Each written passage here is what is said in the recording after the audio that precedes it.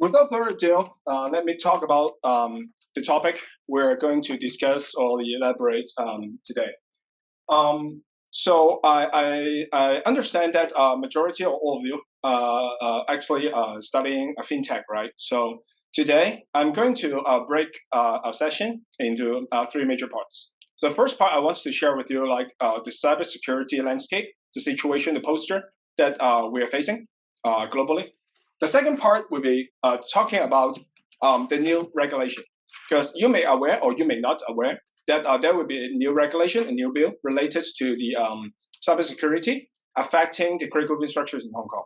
So that's something I want to share with you. So give you an insight, some preparation, because probably you may be entering the industry, no matter cybersecurity or fintech, in the very near future. So that's something you may want to pay particular attention to.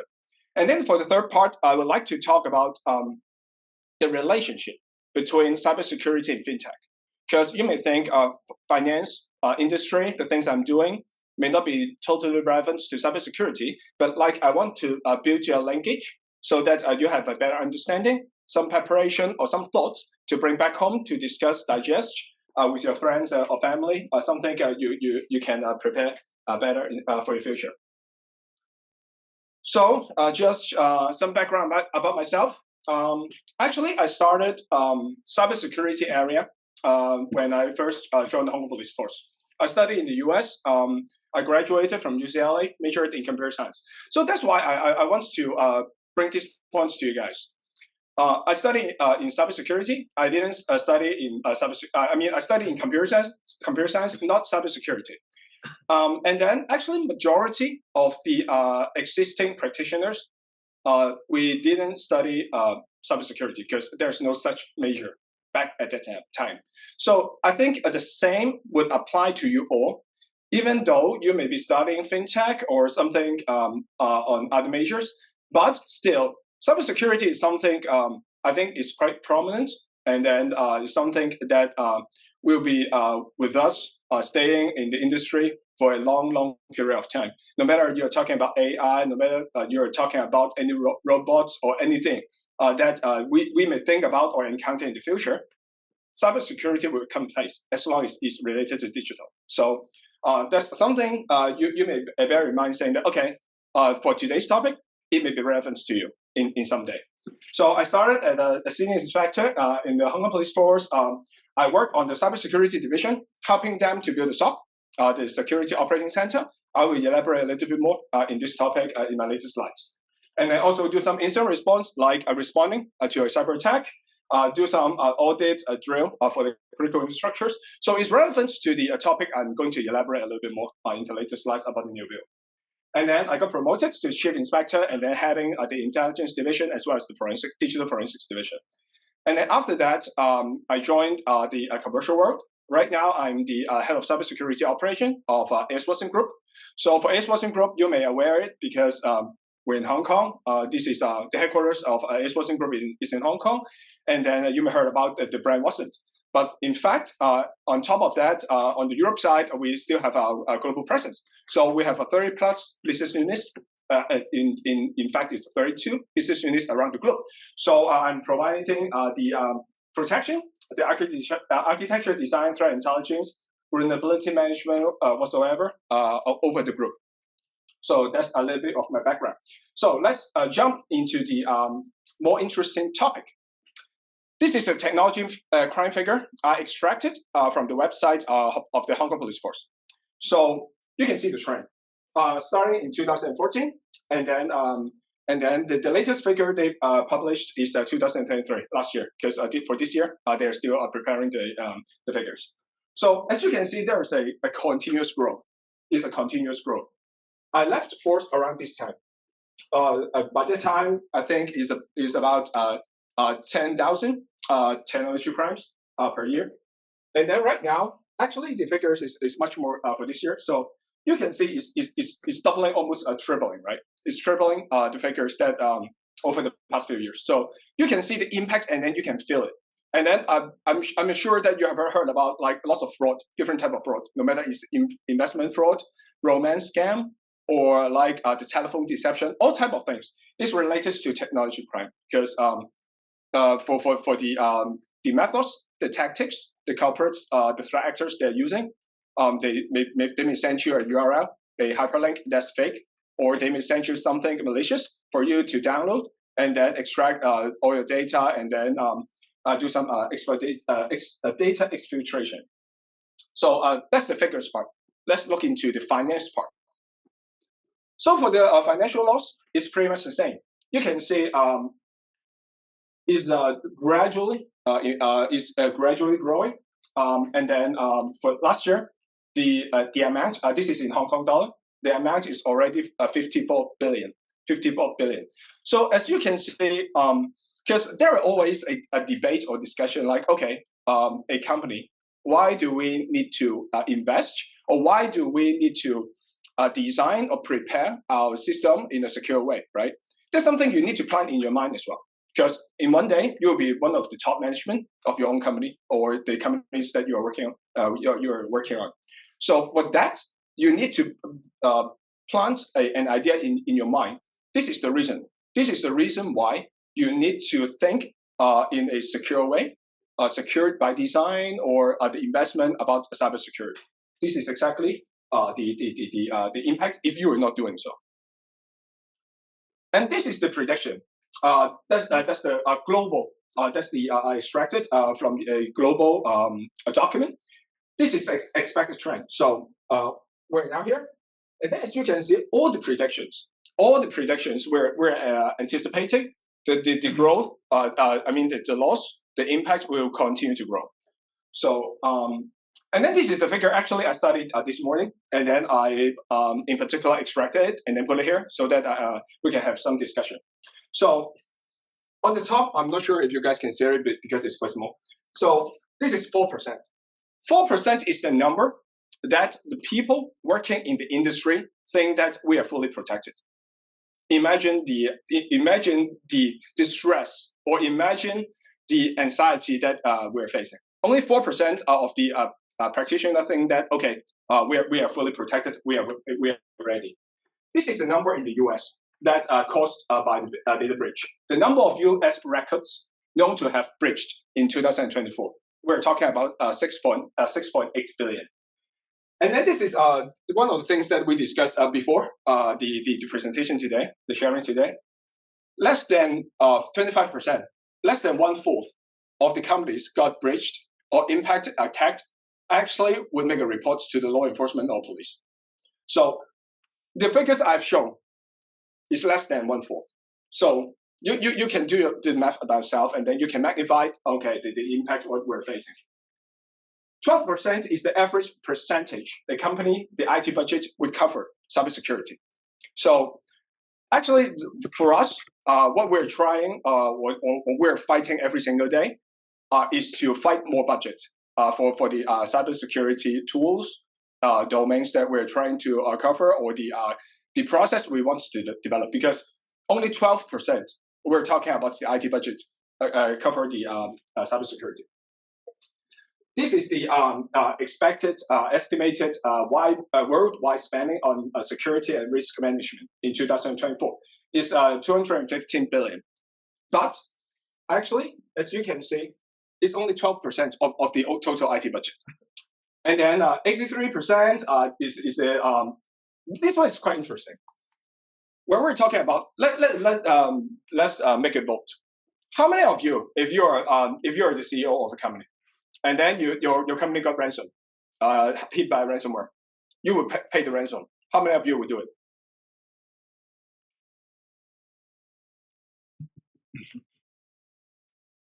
So only a few, right? But in reality, 83% decided to pay the ransom. Of course, I mean, from my background, from a law enforcement agent, I would not suggest, because you're actually funding the threat actors, the criminal group. But in reality, if you are not doing a proper preparation of your cybersecurity program, like doing the backup and stuff, then it leaves you no option but to pay the ransom and then take the risk. Even if you pay it, it doesn't mean that you will get an encryption key. But you can only take the chance of paying the ransom and then hope that the corporate threat actors would give you the decryption key. So the top three type of cyber attack, ransomware, phishing, and then email compromise. I will touch on that a little bit more. 4.5 million is the average cost for a data breach. 4.5 million. Although, like we're paying 215 billion investing in cybersecurity. Actually, for one single breach, we're talking about 4.5 million. And then for this graph, we're talking about US. We're talking about US. 4.7 million is the number of people working in the cybersecurity industry, like us. And then 5 top section: healthcare, manufacturing, government, information technology, IT. And then the 5th one related to the financial sector. So this is something related to you.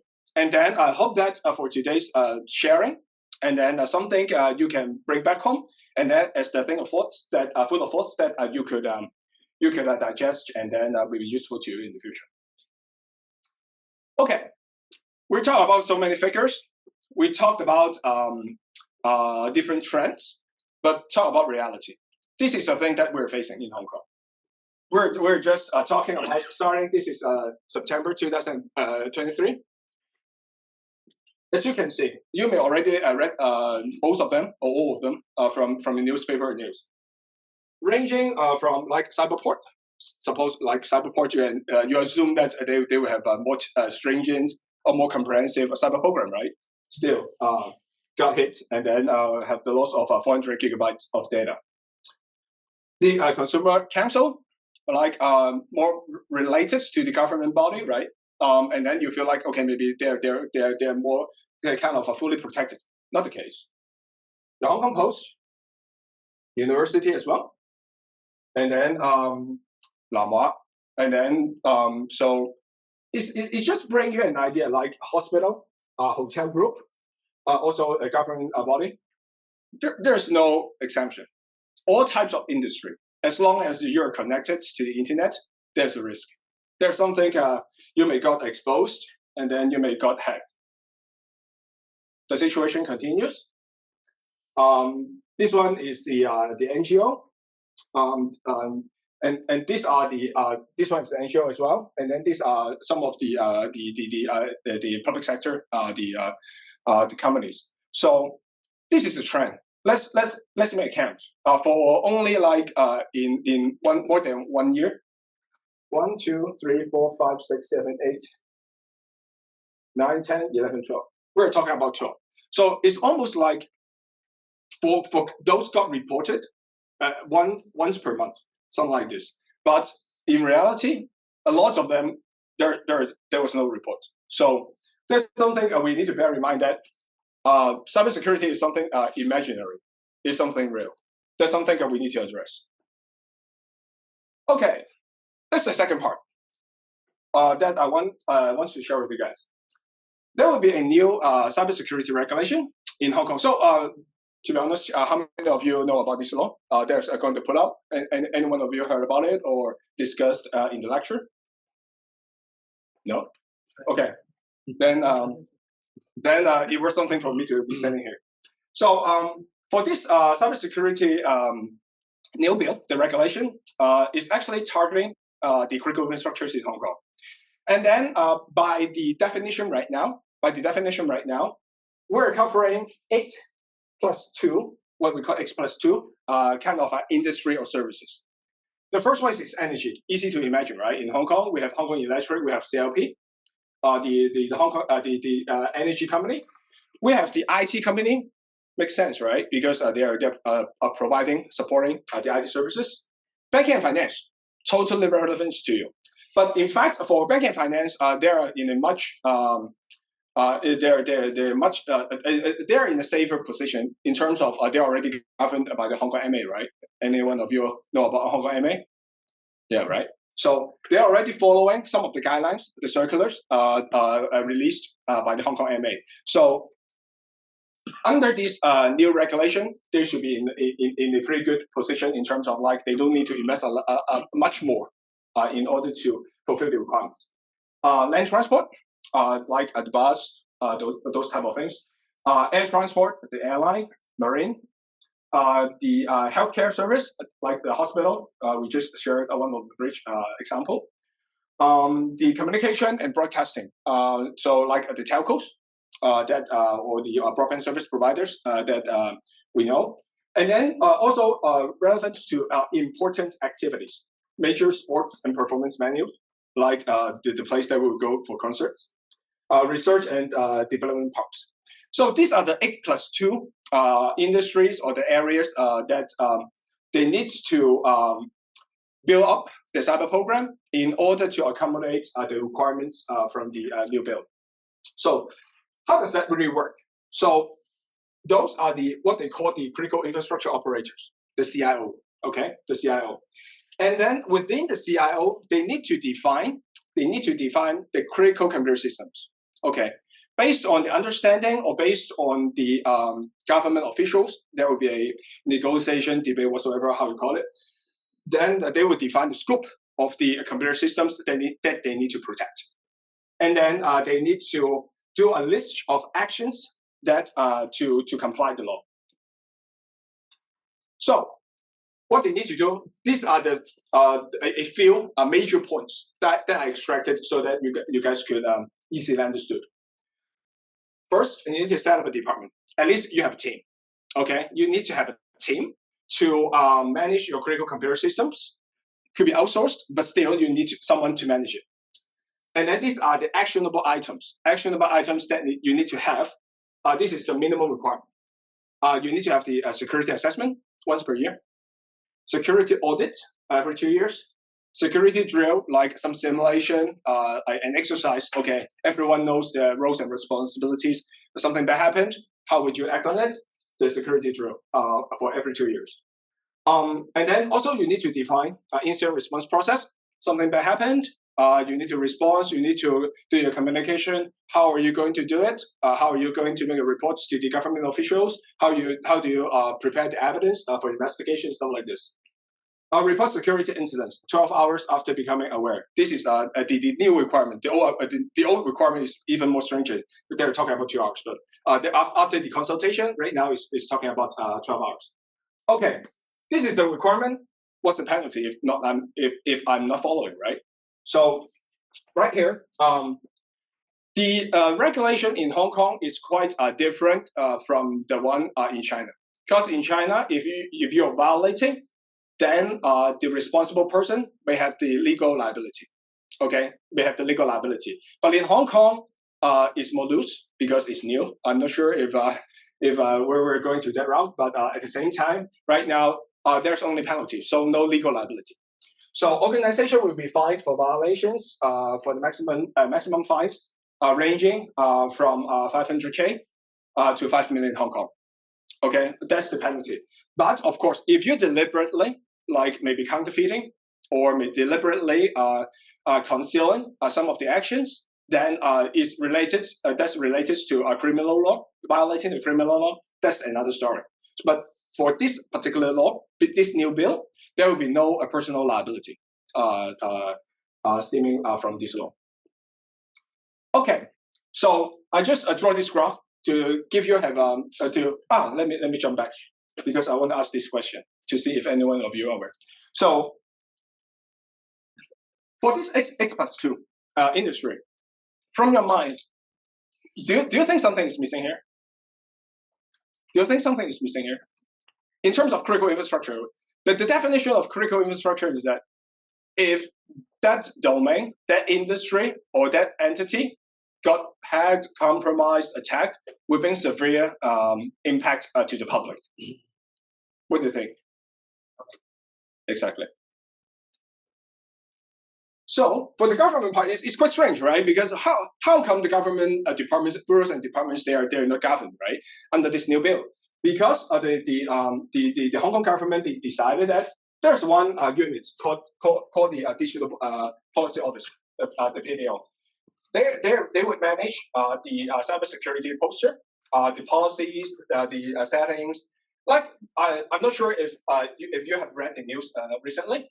They did a red teaming exercise against the first one against the government bureaus and departments. So they ran a red teaming to see their readiness the security mechanism to see if it's up to standard, and then they will share the findings with them, and then for fixing, patching, upgrade, whatsoever. So pretty much actually right now for the new build is managed. Security Bureau is taking the lead for the new build. And then there will be a commissioner's office. There will be a new office going to be established under Security Bureau. And then probably we're estimating the office will be established in 2025, this year. And then the whole bill should be able to take in place or put into production in 2026. And then for this new office, because there are different industries, right? And then there are different legal requirements, regulations that they need to follow. And then who is enforcing it? The new commissioner's office. The office will be the body responsible for taking charge, and then doing the governance, ensuring all the CIOs are compliant, the law. Okay, so we have talked about so long the figures, the new law, some of the trends, some of the incidents. So what is cybersecurity? Just throw out some of the ideas, because I've prepared something. So not prepare something for gifts, but like for some slides. So for cybersecurity, from your right away, what is cybersecurity? What's that? Fraud, like the cheating. The fraud, right? Okay. Cybersecurity is the protection against fraud, right? Some deception activities. Crisis management. Crisis management, yeah. Yeah, the data protection, the asset protection, right? Yes, exactly.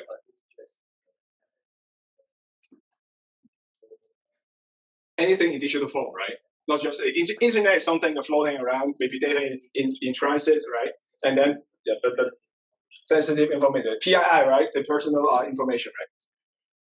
So in fact, it could be so many different things. Okay, when we're talking about cybersecurity, actually I've prepared one slide because I'm not sure if any one of you, even only one of you, decide to move into cybersecurity. I make myself successful in today's talk, but then I actually list out.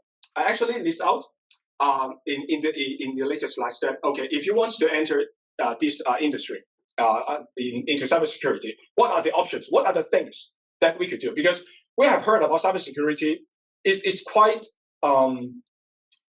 generic, right? Like I'm doing IT, same thing. But like for IT, we have better understanding. We're talking about network. We're talking about infrastructure. Maybe we're talking about mobile application development, stuff like this. There are a whole bunch of things that we could do.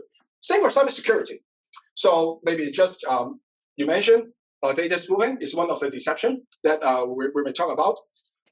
The access control, the protection of our data, crisis management, some of the policies that we need to do in place. Antivirus, we heard when we're young, right? For a long time, sitting around for a long time. The keylogger, some of the tools that the hackers may use for stealing information. So many things that actually we can say that are related to cybersecurity. So this is the ecosystem. Okay, this is the ecosystem I try to break down that you will have a better understanding. Okay, kind of set out a different type of domains. Okay, so first, when we're talking about people here, the definition is about doing the monitoring, the protection that we want to do. Because I'm not sure if you guys heard about like the SOC. Anyone familiar with the term SOC, the Security Operations Center? Anyone heard about it? So it's pretty much like a team. It's pretty much like a team that they do all the monitoring. Like you could imagine, they're the law enforcement, they're the police. Okay, and then they monitor every single action, some of the alerts or some of the incident got triggered because you have the detection rules, right? You have the rules. If someone violates the rules or some process or activities triggered the violation of the tool, then there will be an alert. And then for the SOC team, the people, then they will look into it and then do the investigation part, just like any detective. Hardware, software, I think for these two parts, it's much easier for you guys, right? Hardware, software, you understand. Software maybe related to the application stuff. Network is easier for you to understand as well because from the IT perspective, you already understand what is network. Because anything that connected different devices, connected the people, and then data floating around relevant to network. Data risk and compliance is something not new, but I think you can adopt it or maybe imply to a similar concept like when you're doing an audit, right? For the finance part, the finance term, you're doing an audit. There's different compliance that you need to follow, and then there's some risk that you need to either absorb it, transfer it, or mitigate it, right? So this is like the concept, the ecosystem of cybersecurity. These are the very high level domains that we're talking about, very high level domains that you can think about. Okay, if I'm interested in cybersecurity, then these are the things that you can start thinking about at a very high level. Okay, so for each of the area, then I just bring it down. So for the if we're talking about people, individual, right now I think this one is one of the most common cyber attacks type, the phishing email. The phishing type of cyber attack. So I think from the figure perspective, around 80%, around 80% of the cyber attacks, successful cyber attacks, actually stem from phishing. Like the phishing email, send you an email saying that there's an urgency. No matter is that you need to transfer a fund, or maybe there's a URL attached. Please click on it and share your personal information, credential, and stuff. So majority of the cyber attack successful case actually stem from phishing. So for here, just a bit of awareness sharing. So if you received any email, please, if you're suspicious about it, there are so many different red flags, right? Spelling mistakes, maybe there's a hyperlink, you mouse over, and then you can see the hyperlink doesn't make sense from sender, or for the sender is maybe it's from Gmail or whatever. It looks suspicious. Please do not share your credentials, like your Hong Kong ID or your credit card information and things like this. So this is something one of the examples talking about phishing. When we're talking about network attacks, there are different types of network attacks. Botnet, anyone heard about botnet? Anyone heard about it? Actually, it's kind of like the hackers, they control different compromised computers and then launch the attack.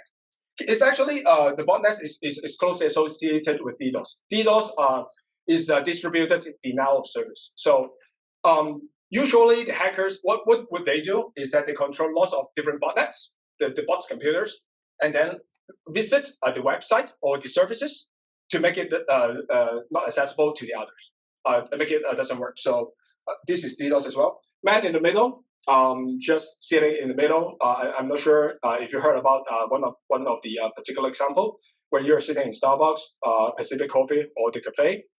You try to log in to the network, to the Wi-Fi, but actually some of the culprits sitting in the middle. They pretend themselves as one of the SSID, the Wi-Fi access point, and then you actually connected to them. So everything you communicate, you visit, if it's not encrypted, then it will be exposed to them. So this is a man in the middle. DNS spoofing. It's getting a little bit more technical, but just imagine. So when in the computer world, when you try to, like, if I want to send a message to you, or if I want to connect to you a website, then because our human brain, we don't memorize IP address, right? We memorize URL, the hyperlink, the domain name, right? So actually the DNS resolve it for you. So you just memorize the English name, the domain, and then resolve it for the IP address. And then for this DNS spoofing, some of the culprits, the threat actors, they just change it. Okay, with this domain, then they just redirect you to a fake or malicious website. So this is one of the targets. This is external. This is internal. The IP spoofing is more about the internal. Actually, the same thing. This one is external. This one is internal. Rookie is about after you got exposed, and then the hacker again into your system. they would implant some of the rootkit, some of the backdoors in your system, and then doing the data infiltration, or just sitting around to recon to get to see what you have, and then steal information from you. So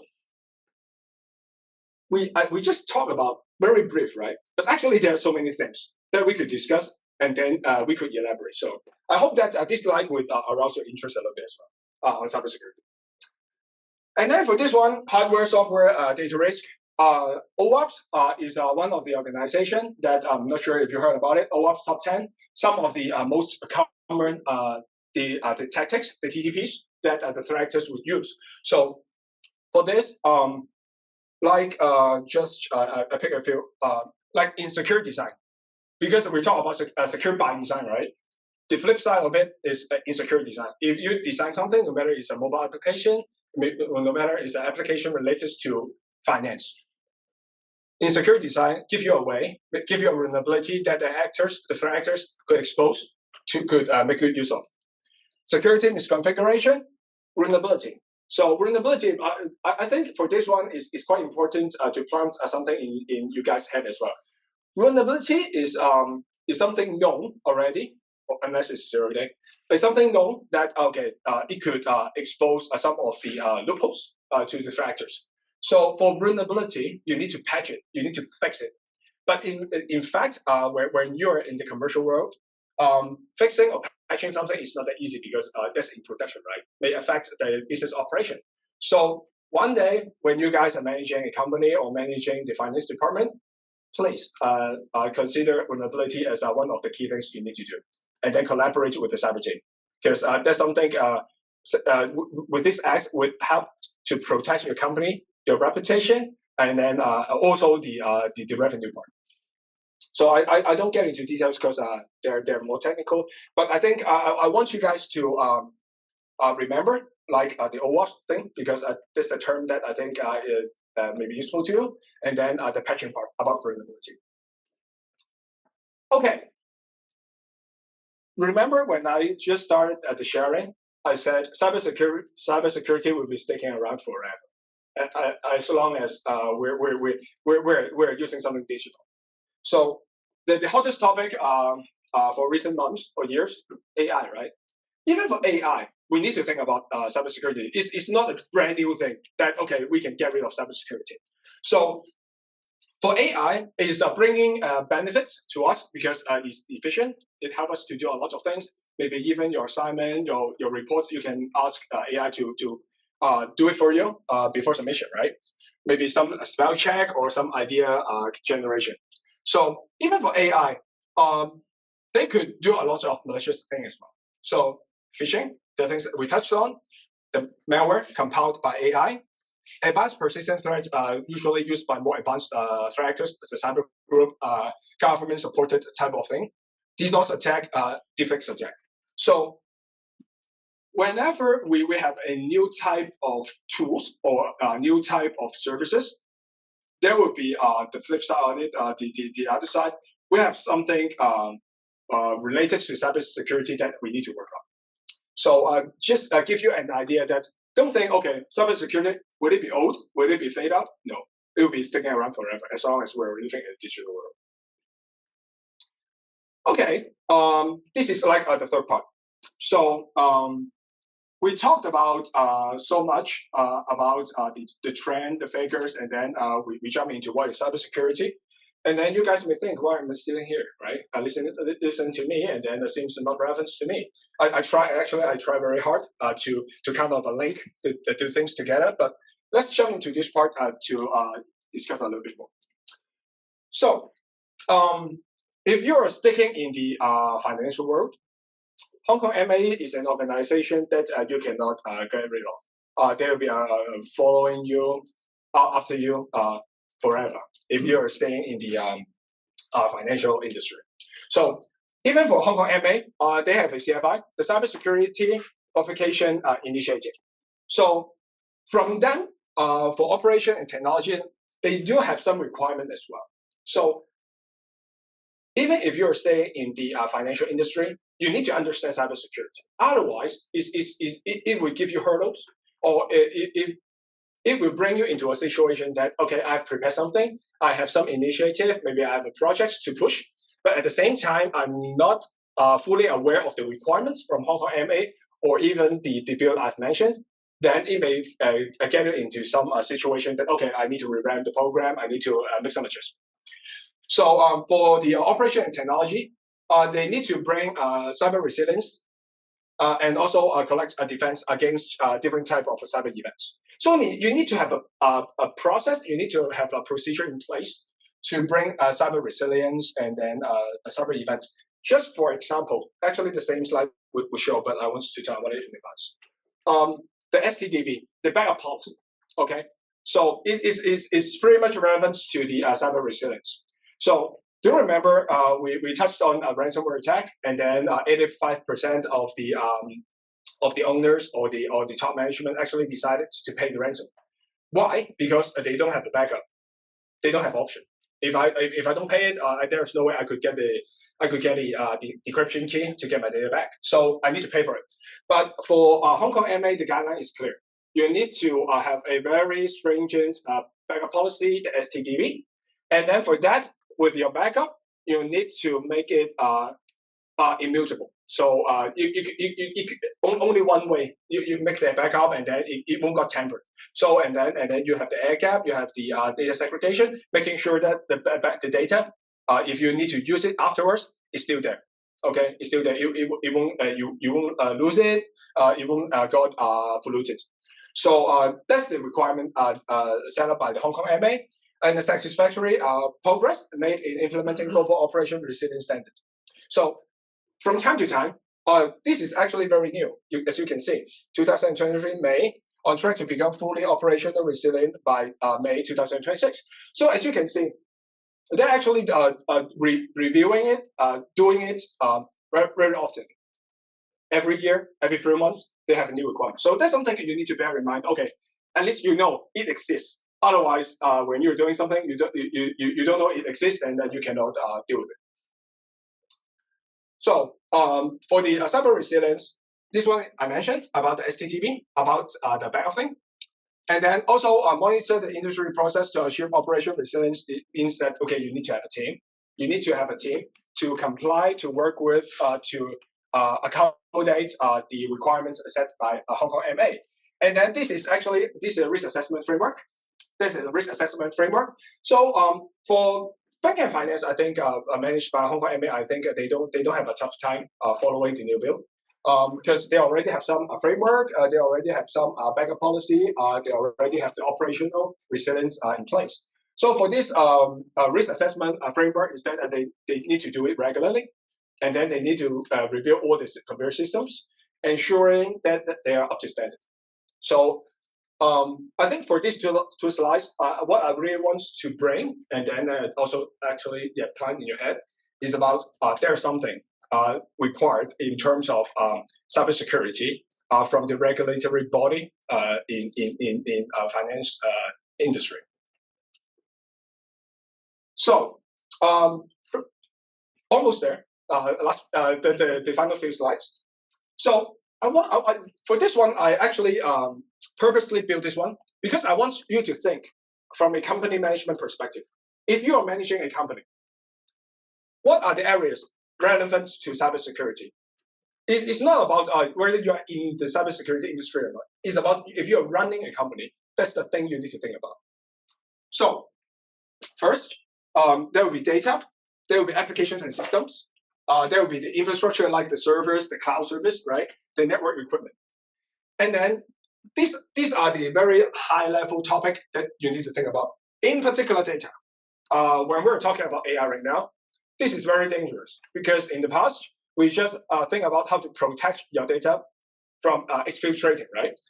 From maybe malicious insider, or maybe the things we touched on, the rootkit, or the threat actors that they're trying to expose their data. But actually, even without those threat actors, for data, with the implementation of AI, there's a risk. The reason why is because in the past, normal people, when they're searching data, they already have some mindset, right? Where to search or what to search or what's the criteria to search. But for AI, you give them a prompt, they just search it for you as long as they could reach it.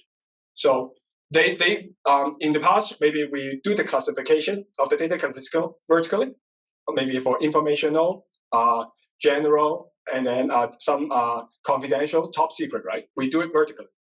And then when we search it, we just apply the role-based access, saying that, okay, with your grading, you can only access certain kind of degree of information. But for AI, they would not just search vertically, they would also search horizontally, which means that if I'm an HR department in the past, if I'm not a malicious insider, then I won't have the tendency, I won't have the mindset of searching the data from the other departments, right? But for AI, they don't have this concept. They just search it. As long as they could reach it, then it comes to, okay, you may say, then we just refined it, right? We just refined it, the AI saying that, okay, you could only reach this data, but not those data. Then it comes to data labeling. We need to have a proper data labeling, ensuring that, okay, when the AI is trying to reach the data, they know the boundary. But in fact, for this task, it's easy to say, but extremely difficult to implement or execute. So there's something for every company having a headache. Even for my company, as wasn't, we have, like I mentioned, we have 30 plus business units around the globe. So we have 32 business units in different locations, and then they have different policies. They have different regulations. How are you going to do the labeling, those implementation? That's an headache. So these are the three top level areas. Okay, and then we talk about the framework, how to govern them, and then we talk to how to govern them. Identity, the role base. Your employees, your supply chain, your third party partners.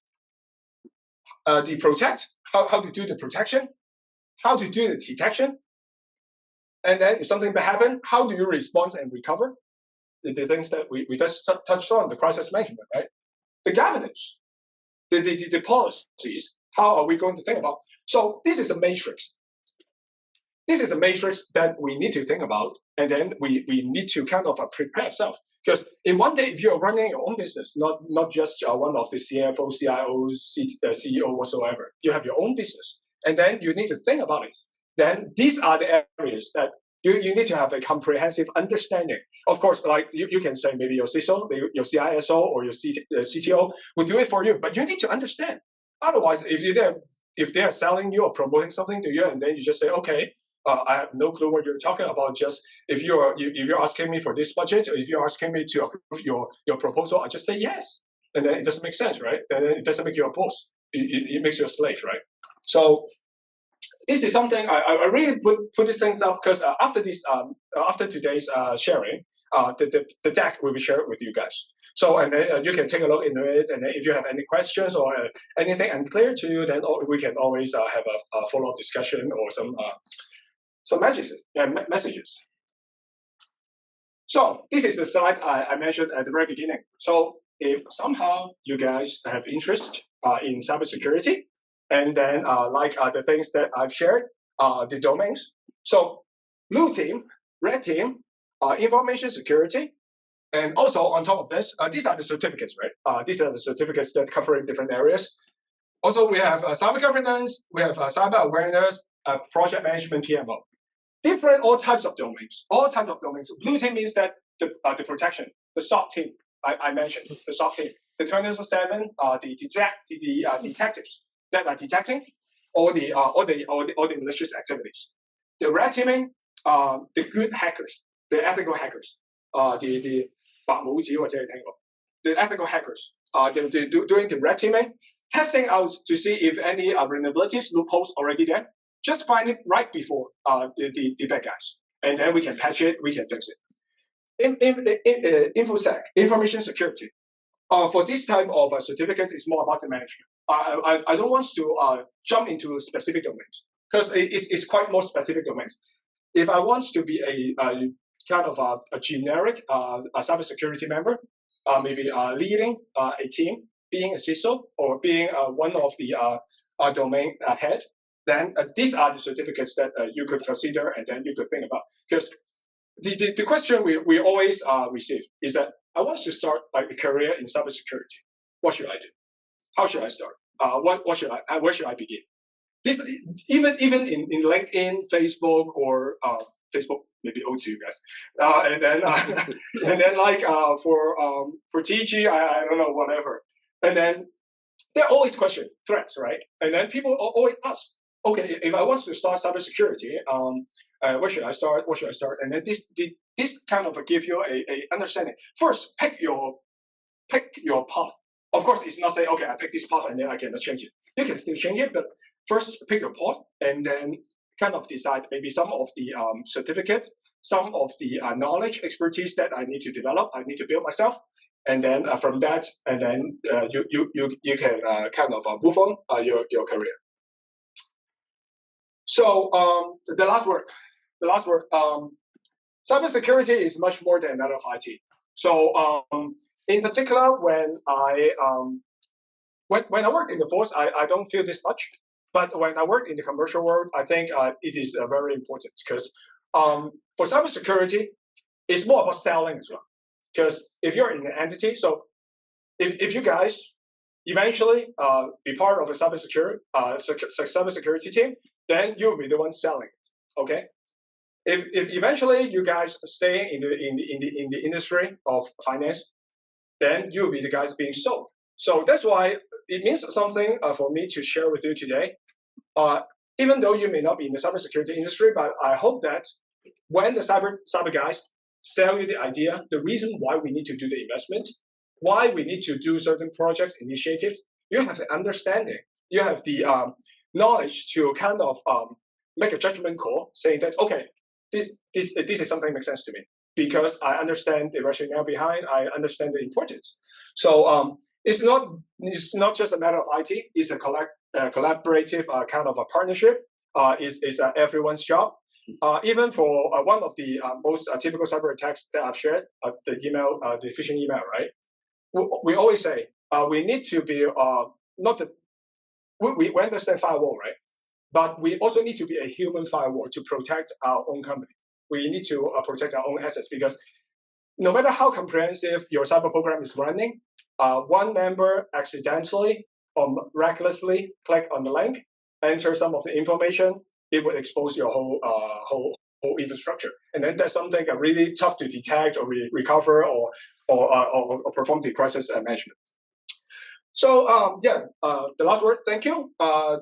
So if you guys are interested, we can connect. And then like Barry mentioned, this is the phone number and then the link of our association. And then we do have the program for students. And then if you guys want more information or if you guys are interested in cybersecurity and then wants to know more, then we can always connect. So see if you guys have any questions, because like I mentioned, for today's session, I think not just one way. I think I anticipate you have questions, and then we can discuss. Thank you.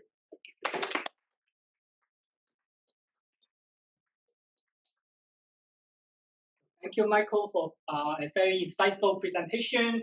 And obviously, the content is much fruitful, especially on the practical side. Yeah. Because last year, we may take these students may take the cybersecurity course, but those are very theoretical. Yes. And about the regulation guidelines, but we may not be that familiar with the practical things.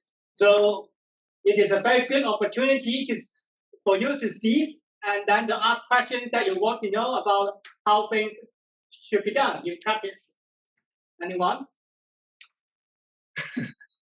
David? Yeah. Okay.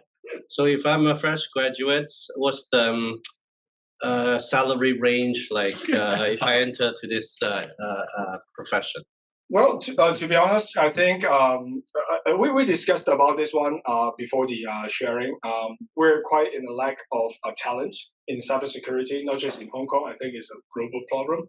So I think in terms of range, I can see even when you're starting 30K, 30 plus K Hong Kong per month is very doable. Of course, we need to see your experience. Your interest, the areas that I've mentioned, then because right now is so lacking of talent. So I think is quite a reasonable range that you could consider. But like if you are going to Big Four, of course you can anticipate that the pay may be a little less because they give you the opportunity, better exposure. But for the other companies, entities, then I think 30K is a very reasonable kind of range that you could start imagining. Yeah. And with the new law to be launched, I'm quite sure the demand for the talents will be even higher. Yeah, in fact, let me jump back to the slide about the structure, because not just talking about the industry, even for the office, because even for the office, I think from my understanding, because I have some connection over there, from my understanding, they are looking for 60 people for the office to run the whole program.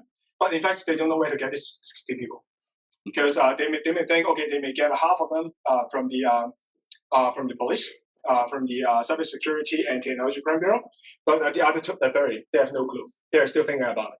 So what I want to kind of elaborate here is that this is a lack of talent for sure. We're thinking even for our association, or we discussed with the government as well. Anyway, we could improve the resources. We could explore, is it from mainland, or we can have more training or a bachelor's degree kind of program in Hong Kong, or different type of approach. But yeah, this is a very tough situation. And then like Philip mentioned, with the new bill, because don't forget, we mentioned about it. For each of the CIOs, they need to build a team. They need to build a team. That's the minimum charge. They need to build a team. No matter it's like 2 people, 3 people, or how senior they are, they still need to build a team. So in terms of we are already lacking, the new bill will definitely even kind of stimulates the demand.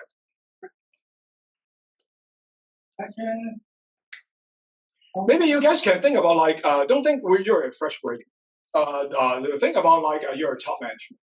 And then you can ask question like if you're thinking as a top management, like for today, tomorrow you're the CFO, and then the cybersecurity team comes to you, and then say, I need to do this budget, I need to do that budget, I need you to give me like maybe 20 million Hong Kong for the investment.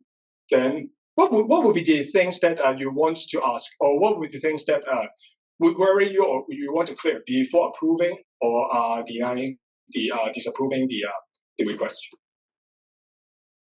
That's the thoughts that you should think about. Yeah. Can you briefly explain differences between the red team and blue team? So red team and blue team, they're like blue team is the defensive side. The defensive side. So like I mentioned, the SOC team, they are more like the detective, right? So you deploy your detection tools across your environment, and then you have some baseline, you have some rules defined, and then if some malicious activities happened, and then it would trigger an alert based on the defined rules. And then for the blue team, what they need to do is to do the 24/7 monitoring or the round the clock coverage, and then they need to resolve, investigate the alert, and then also in accordance to the playbook or the procedure, and then how are they going to respond, and then crisis management, recovery, and then we have a list of a policy that we need to follow. That's for the blue team. Red team is some of the offensive security, what we call. Offensive security means that they have the skill set like a hackers, even more advanced, but they are not the bad guys. They are the good guys. So they decide to find the loopholes, the vulnerabilities before the bad guys, and then inform the company saying that, okay, I find something, you need to fix it. Otherwise, it would get exposed by the threat actors, by the bad guys. And then it may intrude into your systems. It may cause some data leakage or some serious impact. So that's the red teaming. That's the red team that they do the hacking thing, but in an ethical way. Right now, for Hong Kong, even for Hong Kong, there is one organization, one company called the Cyberbay, the spin-off from PwC. And then because they call it the bounty program, the bounty hunters. So the ethical hackers, they have a community, and then they try to find vulnerabilities, loopholes in the subscribed companies, and then they share the findings with the company. So you already heard about it. This is not something new. Even for Apple, Microsoft, you know that from time to time they got some vulnerabilities, right? And then they fix it. Actually, those are a lot of them are found by the ethical hackers. They are found by the red team, but they would pay a lot of bounty. They would if it's a critical vulnerability, and then you share it with Apple, Microsoft, those big companies, Amazon. Then they will pay good pay good bounty for you, and then for the discovery. So that's the difference between blue team and red team.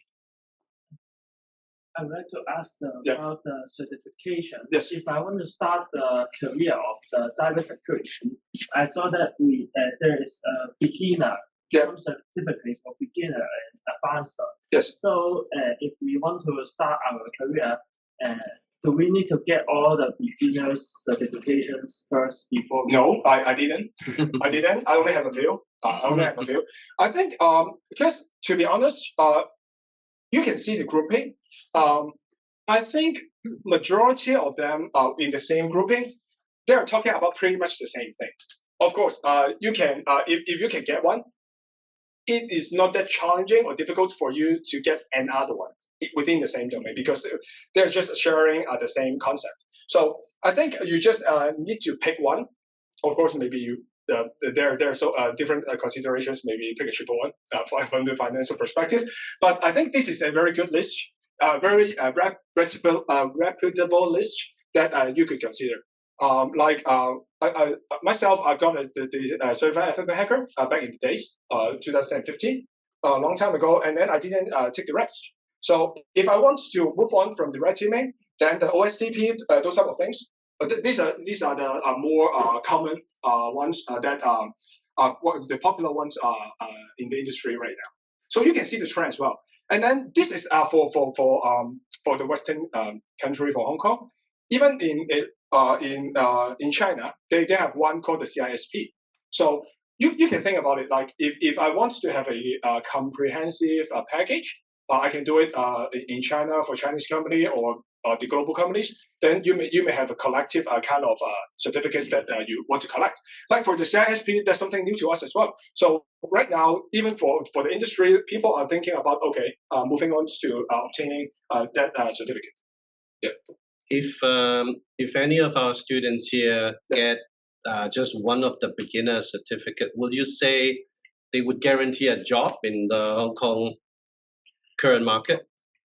I would not say guarantee, but because you need to be very careful on getting this type of certificate as well. Don't because I mean in our mentality, in the Chinese mentality, we're superb in taking exams, right? But not necessarily understanding the concept or the knowledge. So of course, taking the exam is and obtaining the certificate is one thing, but you need to understand because I think when you are when people are recruiting or you're applying a job, they will really ask you for details. They are not just saying, okay, you have this certificate checklist, and then I won't ask you a question. No, probably even like for my side, I will assign labs and tests for them, a hands-on test. So I will see the result, and then I know, okay, whether you are ready for the job or how prepared you are. But with these certificates, it will allow me to assign you a test, right? Otherwise, if you have nothing, then if I got several CVs, then I take the priority. I will give the priority to those I have certificates.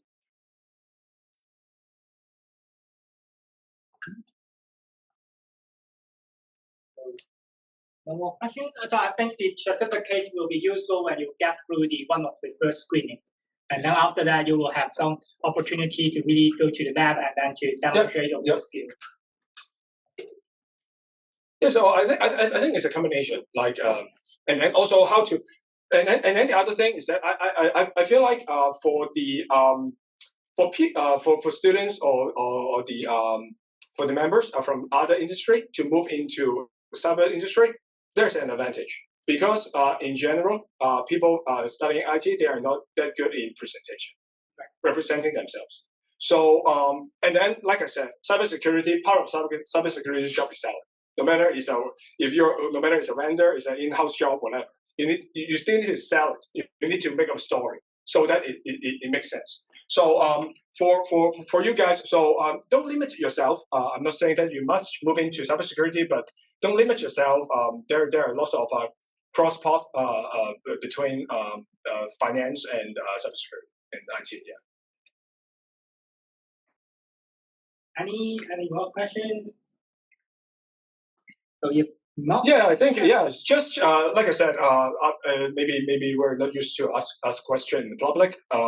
Just if you're interested, we have the LinkedIn, we have the email, we have the number. So just contact us if you have any questions. Yeah, so feel free to add Michael's LinkedIn And then also the association as well. Yeah, through the association, there are also student membership, and I think if you join the association, there will be also some activity or the so-called speed dating. Yes, you mentioned the term, not me. All right, the chairman mentioned the term to see to really to look for some employers and to really know about the expectation. I think that part is very important.